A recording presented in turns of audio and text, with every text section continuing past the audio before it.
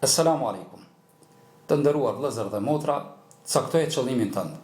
Ja pra, erdhi Ramazani dhe secili prej nesh mundohet ta shfrytëzojë këtë muaj me qëllimet të cilat ja ka vendu vetvetes.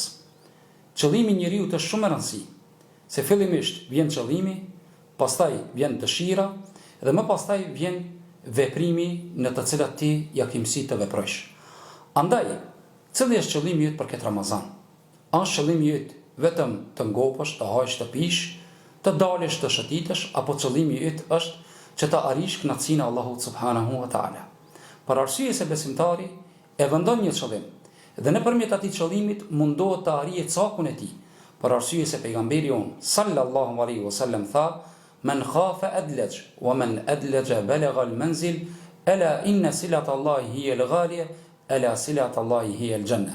Kush friksohet që nuk do të arrijë cakun, çohet dhe zgjohet herët.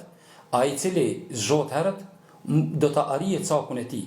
E caku i besimtarit a pejgamberi sallallahu alaihi wasallam është xheneti. E me të vërtetë artikulli i Allahut është shumë i shtrejtë. Ai është xheneti i Allahut subhanahu wa taala.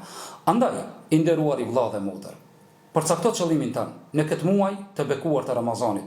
A do të mundohesh që ta bësh hatme më shumë, ta falësh namazin e xhamatit dhe të jesh në prezencë në xhami, në ligjërata, në dhikr të Allahut subhanahu wa taala, në shërbim të nevojtarëve, apo do të jesh vetëm një Ramazan i rëndomt, ndërsa mos haro se qëllimi yt duhet të jetë final drejt Allahut subhanahu wa taala, duke lutur Allahun e madhruar që Allah të na pranojë veprat tona. Wassalamu alaikum wa rahmatullahi wa barakatuh.